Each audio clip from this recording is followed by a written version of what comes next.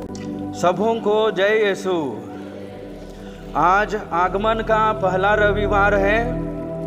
आगमन काल को जागरण काल भी कहा जाता है, जागने का काल, तैयारी करने का समय, प्रभु यीशु के आने की तैयारी करने का समय है।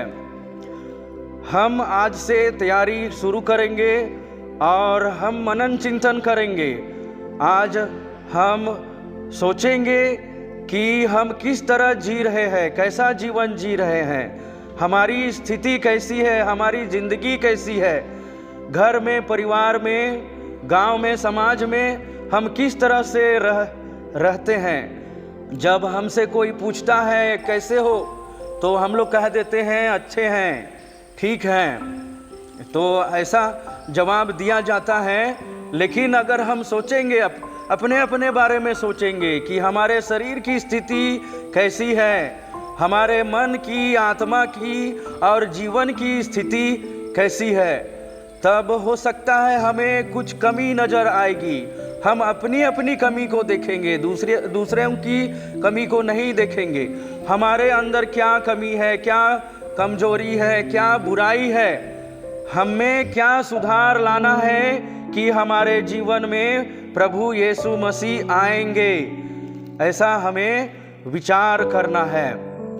और जब हम देखेंगे, काफ़ी लोग, मैं भी जब मैं विचार करता हूँ तो मेरे अंदर भी बहुत सुधार की ज़रूरत है, बदलाव की ज़रूरत है। मुझे नया बनना है, सभी को नया बनना है।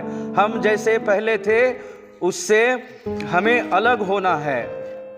और प्रभु यीशु को हम इसीलिए बुलाना चाहते हैं अपने जीवन में, अपने आत्मा में, अपने मन में, जिससे कि हम नए बन जाएं, अच्छे बन जाएं और सुख शांति में अपना जीवन जीने पाएं। और सवाल यही है कि हम क्या करें, कैसे प्रभु यीशु हमारे दिल में आएंगे, हमारे जीवन में आएंगे, इसी पर हमें विचार करना है। बाइबल हमें बताती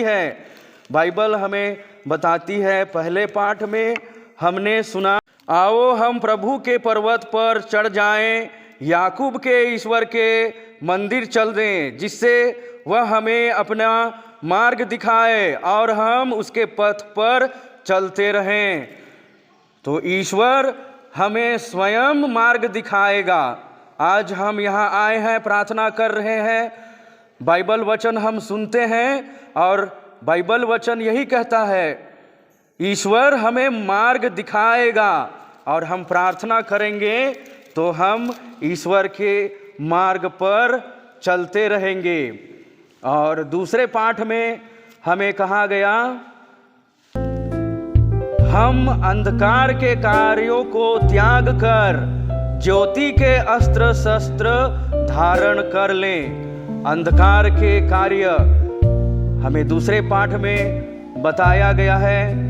रंग रेलियां, नशेबाजी, व्याभिचार, भोग विलास, झगड़ा, ईर्ष्या इत्यादि हैं अंधकार के कार्य। तो ऐसे कामों को हमें छोड़ना है, तब हम ज्योति के अस्त्र शस्त्र धारण करेंगे और हम नए बन जाएंगे। सुसमाचार में हमें बताया गया, एक सतपति यीशु के पास आया और उसने कहा कि मेरा नौकर बीमार हो गया है। तो प्रभु ने कहा कि मैं आकर चंगा कर दूंगा।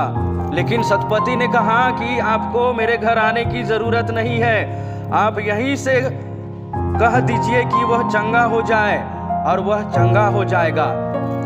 तो हम भी यहाँ आए हैं, पाठ सुन रहे हैं, हम वचन पे विश्वास करें कि प्रभु यीशु हमें चंगा कर देंगे। मैं आप लोगों से विशेष संदेश देना चाहता हूँ कि हम कई तरह से पाप करते हैं, शैतान के बंधन में हम फंस जाते हैं, पाप के बंधन में फंस जाते हैं और हमें पाप मुक्ति नहीं मिलती है, जिस वजह से हम अपने जीवन को नहीं बदल पाते हैं, प्रभु यीशु हमारे जीवन में नहीं आते हैं।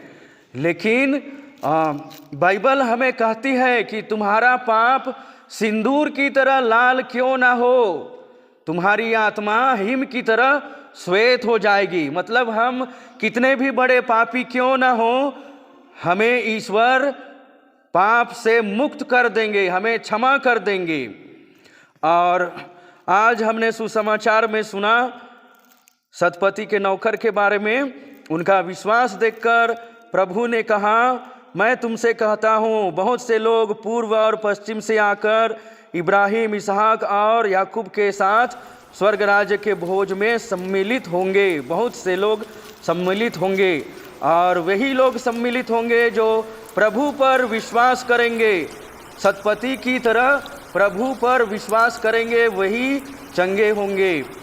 हम भी कई तरह से बीमार हैं। कोई पूछता है तो हम कह देते हैं कि हम अच्छे हैं, लेकिन कई तरह से बीमारी हमारे अंदर होती है। मेडिकल टेस्ट अगर हम कराएंगे तो कई तरह की बीमारियां निकलेगी। हो सकता है किसी के शरीर में शुगर होगा, किसी का बीपी ठीक नहीं होगा, किसी की किडनी या किसी का हृदय में कुछ समस्या होगी। इस तरह से हम बीमार रहते हैं, पूरी तरह से हम चंगे नहीं रहते हैं। लेकिन अगर हम विश्वास करेंगे प्रभु यीशु पर, तो जिस तरह से सतपति के नौकर को प्रभु ने चंगा कर दिया, उसी तरह हमें भी चंगा कर देंगे और हम स्वर्ग राज के भोज में सम्मिलित होने पाएंगे। तो आगमन काल में हम मन फिराव करेंगे, पाप मुक्ति से पाप के बंधन से मुक्ति पाने के लिए प्रार्थना करेंगे, कोशिश करेंगे, जीवन को नया बनाने के लिए, अपने आप को नया बनाने के लिए कोशिश करेंगे। और इस आशा में हम आगमन काल में प्रार्थना करते रहेंगे कि प्रभु यीशु हमारे जीवन में, हमारे परिवार में और हमारे गांव में, समाज में आएंगे। इसी विश्वास के साथ आज के प्रार्थना में हम शामिल होंगे। क्रूस का चिन्ह बनाएंगे।